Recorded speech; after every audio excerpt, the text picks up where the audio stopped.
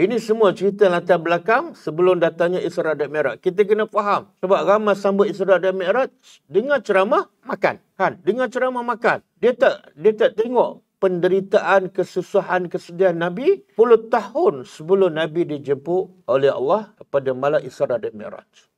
Tapi tak tahu sejarah Nabi ada masalah lah. Kan?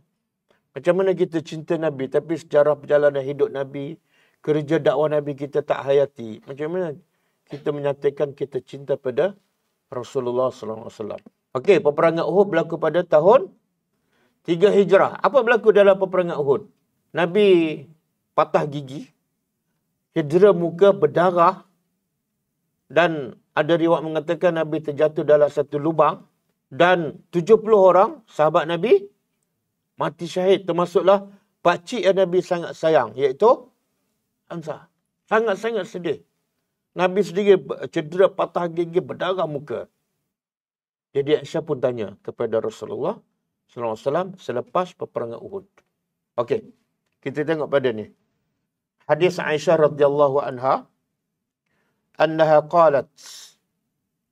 Sesungguhnya dia qalat, berkata kepada Nabi SAW, hal ata alaika yaumun kana ashadda min yaumi Uhud? Aisyah tanya, ada tak hari yang datang pada engkau yang sangat dahsyat, lebih daripada peristiwa dalam peperangan Uhud? Sebab Aisyah tengok Nabi itu kesian, berdarah, patah gigi, sahabat 70 orang mati syahid, jatuh lubang lagi, Rasulullah.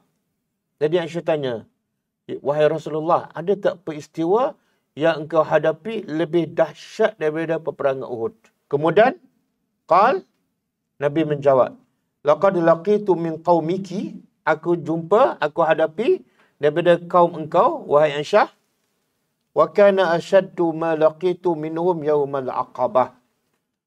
Hari yang lebih teruk yang aku hadapi, bahkan lebih teruk daripada peperangan Uhud, ialah yaumul aqabah.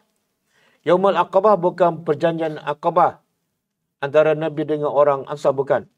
Yaumul aqabah ialah ketika Nabi berdakwah di Taif. Kata Nabi, dalam peperangan Uhud dah teruk, tapi ada yang lebih teruk daripada itu yang aku hadapi, iaitu masa aku berdakwah di Taif. Iz aratu nafsi ala ibni abdi ya laili.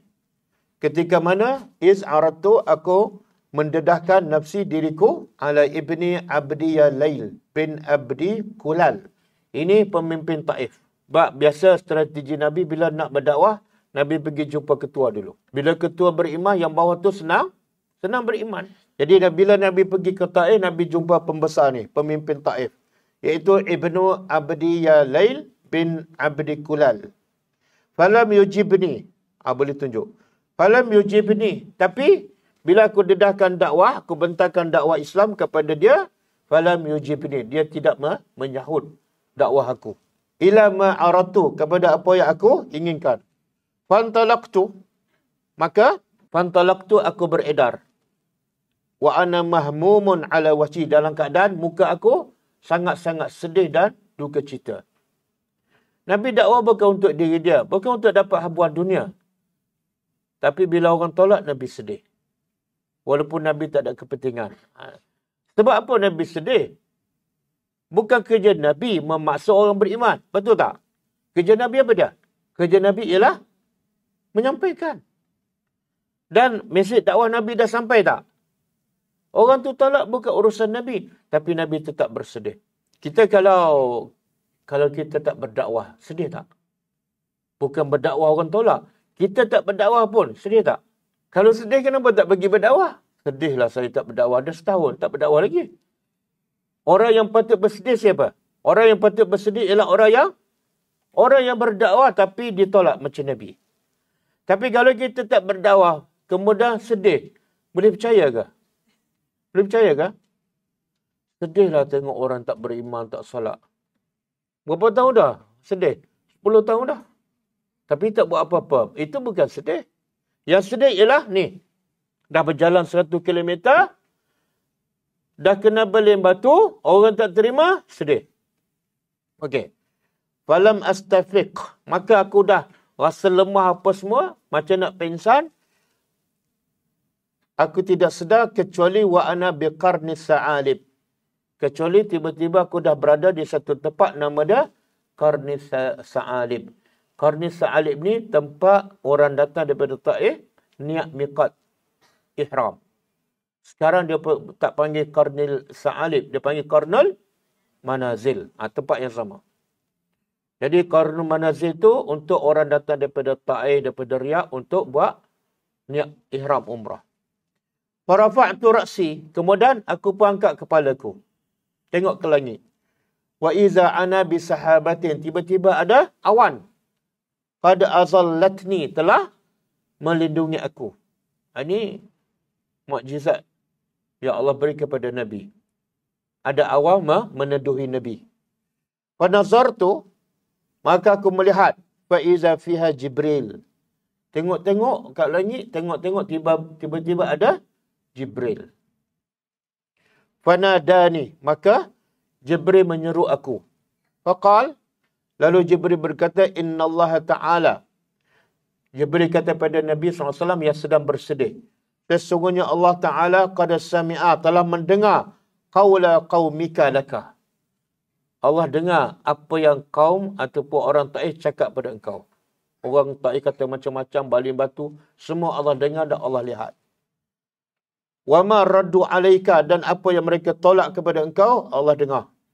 Wa qad ba'asa ilaika malakal jibal.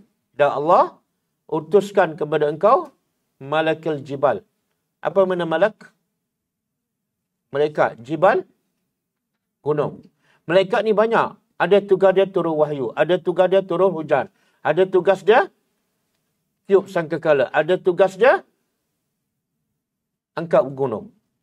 Jadi Jibril kata kepada Nabi, Allah telah utuskan untuk kamu malaikat bukit. Malakal jibal. Lita'murahu, supaya engkau perintahkan malaikat itu bima syi'ta. Malaikat jibal ni Allah utus untuk engkau perintah. Engkau nak apa saja, cakap je pada malaikat bukit itu. Apa yang engkau hendak. Fanadani, maka malakul jibal, malaikat bukit pun seru, panggil aku.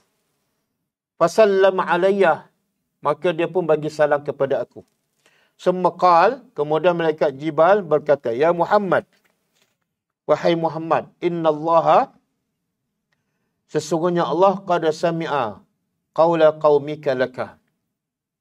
Allah telah dengar apa yang orang Taif cakap pada engkau, baling batu semua Allah dengar dan Allah lihat.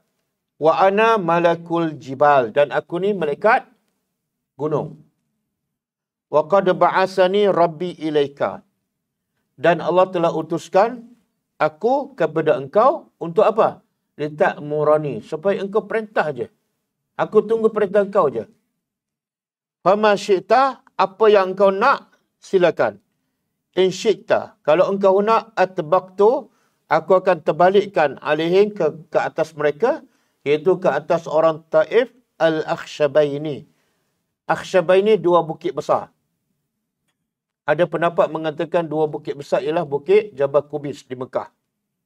Aku boleh cabut bukit di Mekah, dua bukit besar di Mekah untuk hempat orang Taif sampai mati semua. Silakan, bila-bila masa. Faqala Nabi SAW, apa jawapan Nabi? Jawapan Nabi apa dia? Kalau kita duduklah tempat Nabi kan, dahlah berjalan 100 km. Penat, letih. Bawa pula mesej daripada Allah. Kita pun tak ada kepentingan. Tiba-tiba orang baling batu. Lepas tu datang pula mereka nak hancurkan orang yang baling batu pada kita. Yang tak beriman dengan Allah. Kita jawab apa? Ini jawapan orang yang tak berdakwah ni. Kenapa datang lambat malaikat bukit? Lepas tu datang semalam lagi. Bagi hancur semua kan? Kita tidak ada rahmat kan? Tengok hati Nabi ni. Nabi tak kisah pun kena baling batu. Nabi tak kisah pun berdarah. Itu bukan masalah Nabi. Tapi masalah Nabi apa dia? Tengok jawapan Nabi. Faqala Nabi SAW, bal, bahkan, jangan. Bahkan, arju, an yakhruja Allahu min aslabim. Bahkan aku sangat-sangat mengharap Allah keluarkan daripada min aslabihin, daripada tulang sulbi orang Taif, man ya'budullah wahdah.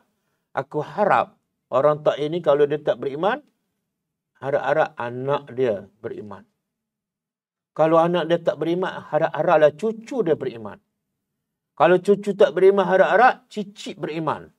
Tapi kalau kamu hancurkan ni, tak ada zuriat, semua tak beriman. Tengok Nabi fikir. Pemikiran pendakwah. Bukan nak balas dendam, bukan nak lepas geram, tapi nak sentiasa berfikir positif.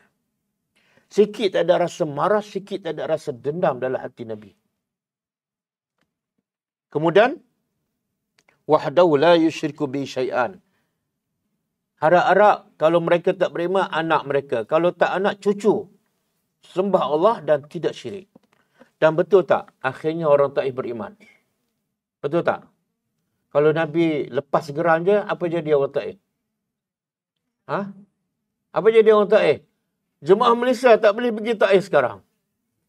Orang Malaysia, jemaah umrah ramai pergi Taif kan? Pergi buat apa? Pergi berdakwah ke? Pergi makan nasi kambing? Pergi pula jalan kaki ke naik bas? Lepas tu pergi duduk hotel ke? Pergi duduk tepi jalan? Benda-benda macam ni kita kena fikir, kena bayangkan. Nabi pergi jalan kaki, lepas tu pergi duduk mana? Ada hotel? Tak ada. Ada RNR? Tak ada. Berapa hari Nabi duduk? Ada riwayat mengatakan 10 hari Nabi duduk di Taif. Rumah tak ada, rumah tumpangan tak ada, hotel pun tak ada. Okey? Ni, cerita ni ada kaitan dengan Isra' Mi'raj. Dan kita, masyarakat kita selalu dengar ceramah Isra' dan Mi'raj. Betul? Tapi sejarah yang berlaku sebelum Isra' dan Mi'raj tak diceritakan. Jadi akhirnya cerita Isra' dan Mi'raj, cerita menyeronokkan, cerita yang menyedihkan. Menyeronokkan. Betul kan? Sebab lepas ceramah ada apa? Ada makan kan? Ada kena baling batu. Kena baling air kotak kan? Kita tidak ada rahmat dalam hati. Tengok Nabi sanggup pergi ke Taif berjalan kaki. Orang baling batu pun Nabi masih harap mereka beriman. Kalau mereka tak beriman, cucu, itulah rahmat yang ada dalam hati Nabi. Tapi apa yang Nabi buat, tak ramai yang buat. Tapi yang tak ramai buat inilah yang sambut hari lahir Nabi. Betul kan? Jadi ini masalah masyarakat kita. Bukan saya nak kata sambut Maulid itu salah. Tapi yang salah ialah tak buat apa yang Nabi buat tu. Faham tak? Yang salah ialah kamu tak buat apa yang Nabi, tapi kamu mendakwa kamu cinta Nabi. Cinta Nabi bukan kita tahu tarikh lahir dia. Bukan kita meraihkan tarikh lahir dia. Cinta Nabi ialah buat apa yang Nabi buat. Masuk akal tak? Kita cinta Nabi, Nabi separuh mati berdakwah, kita separuh mati makan. Masuk akal tak? Okey?